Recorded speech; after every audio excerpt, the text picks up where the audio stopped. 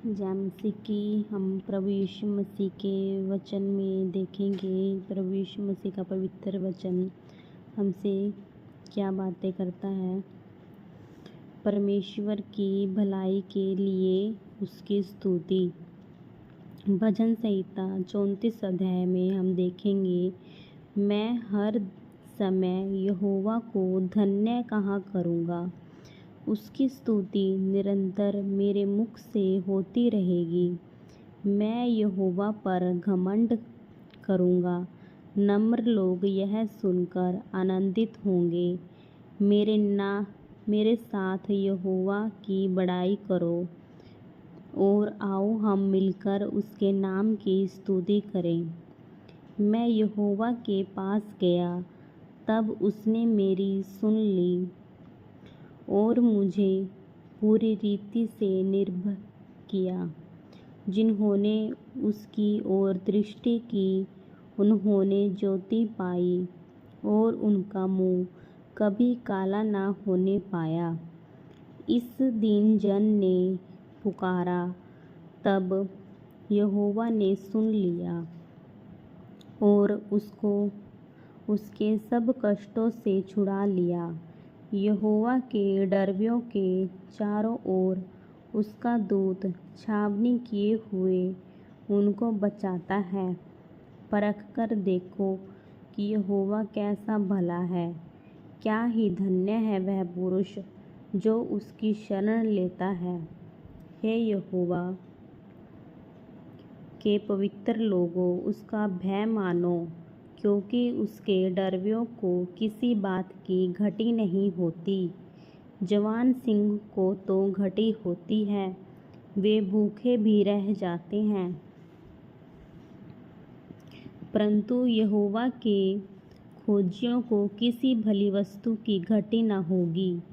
हे लड़कों, आओ मेरी सुनो, मैं तुमको यहोवा का भय मानना सिखाऊंगा।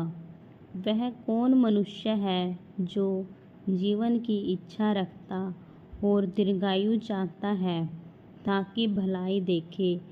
अपनी जीभ को बुराई से रोक रख और अपने मुंह की चौकसी कर कि उससे छल की बात ना निकले। बुराई को छोड़ और भलाई कर, मैल को ढूंढ और उसी का पीछा कर। यहोवा की आंखें धर्मियों पर लगी रहती हैं और उसके कान भी उनकी दुहाई की ओर लगे रहते हैं। यहोवा बुराई करने वालों के विमुख रहता है, ताकि उनका स्मरण पृथ्वी पर से मिटा डाले। धर्मी दुहाई देते हैं और यहोवा सुनता है और उनको सब विपत्तियों से छुड़ाता है। यहोवा टूटे मन वालों के समीप रहता है और पिसे हुओं का उद्धार करता है। धर्मी पर बहुत सी विपत्तियां पड़ती तो हैं, परंतु यहोवा उसको उन सब से मुक्त करता है। वह उसकी हड्डी हड्डी की रक्षा करता है और उनमें से एक भी टूटने नहीं पाती। दुष्ट अपनी बुराई के द्वारा मारा जाएगा और धर्मी के वैरी दोषी ठहरेंगे। यहोवा अपने दासों का प्राण मोल लेकर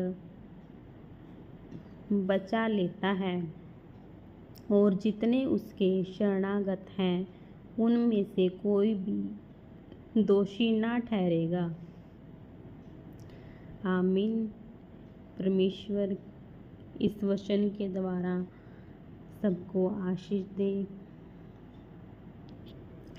आइए हम एक और वचन देखेंगे। परमेश्वर हमारा रक्षक है।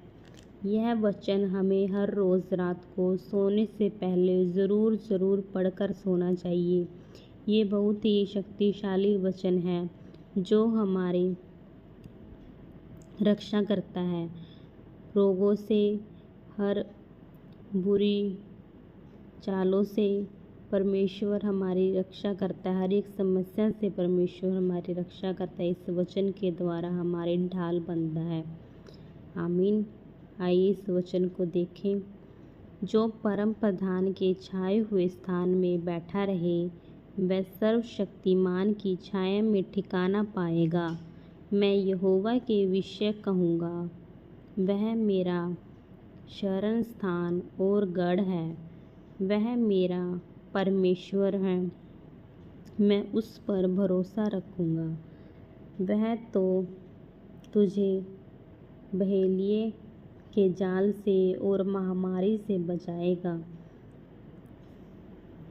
वह तुझे अपने पंखों की आड़ में ले लेगा और तू उसके परों के नीचे शरण पाएगा।